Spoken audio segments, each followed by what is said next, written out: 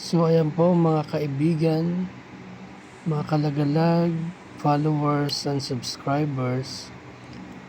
Luto na po yung ating paksiw na tulingan with gata. Ayan po, ang sarap niyan. Yummy yarn. Yum yum yum.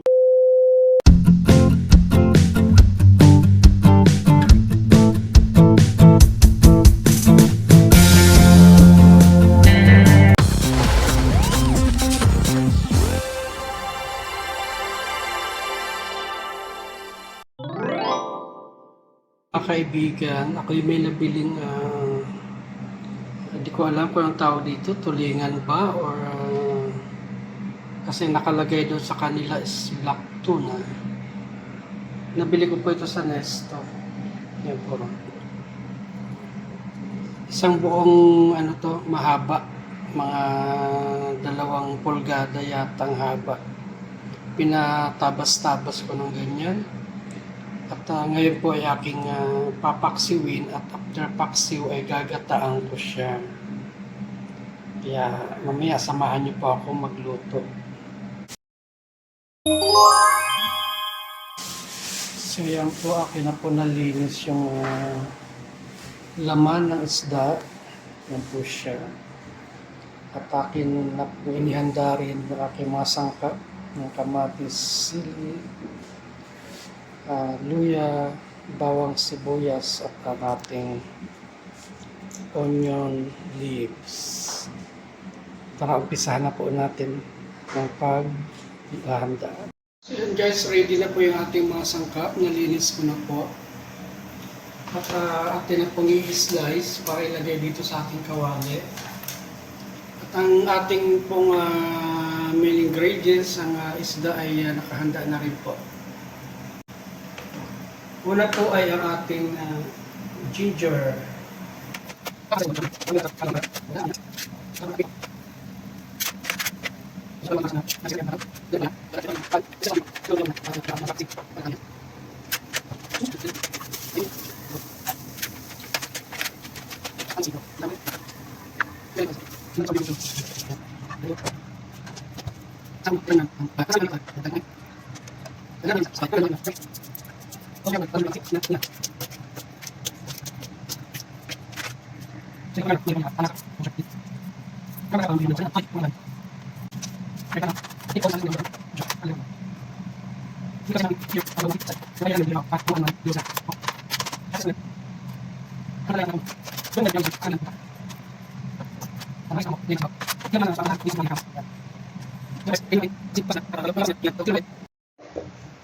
So yan po guys, bukod po sa pamintang durog na ating ilalagay, maglalagay din po tayo ng pamintang buo.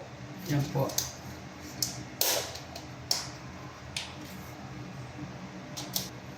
Yan po ay pampabango at pampalasa lang po sa ating dinulutong paksiw. At ito po ating pantimpla. Ang bilis sa mix.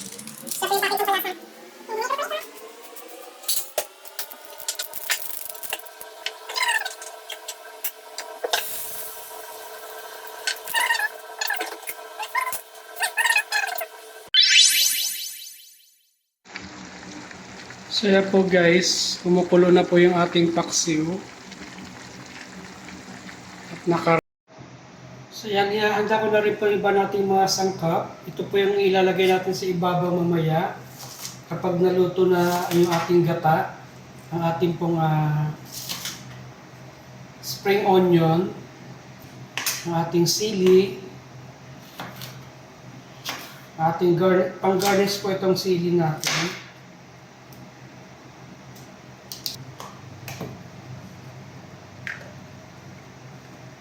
At syempre yung ating talong.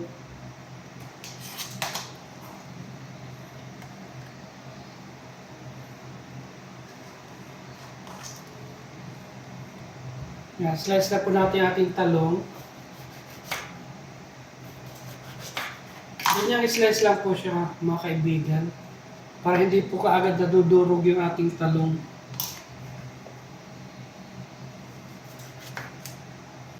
So yan po, na-slice na po natin. Ready po natin ito para mamaya pagka kumulo na po yung ating gata, pagluto na siya, ibabaw po natin ito. So yan po, ready na ang ating sangkap. Tara, muli po natin tignan yung ating paksiw kung luto na siya. Uy, ayun. Nag-settle down na yung kanyang mga sangkap. Lagay po natin yung ating mga gulay. Yan. Para po mamaya, pag nilagay na po natin yung gata, ay ano na po siya. Medyo ano na rin po yung gulay. Lata na. Kumbaga luto na, I mean. Yan.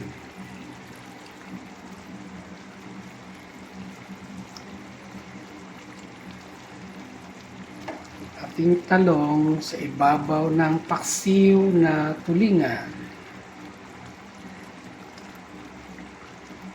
Yan.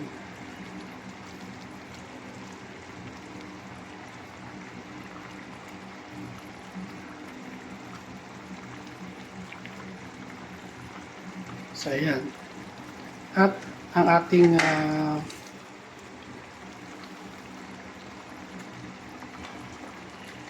onion leaves at ang ating sili. Ayan.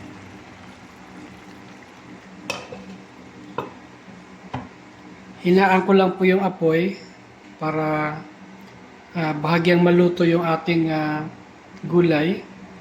Saka po natin lalagyan ng gata. Yan po siya. Tamang apoy lang. After mga 2 to 3 minutes, muli po natin babalikan yan. So ayan po, after 5 minutes, binalikan ko po. Yan, nag-settle down na rin po yung ating gulay. So, pwede na po nating patayin at palamigin ng bahagya bago po natin lutuin ulit sa gata.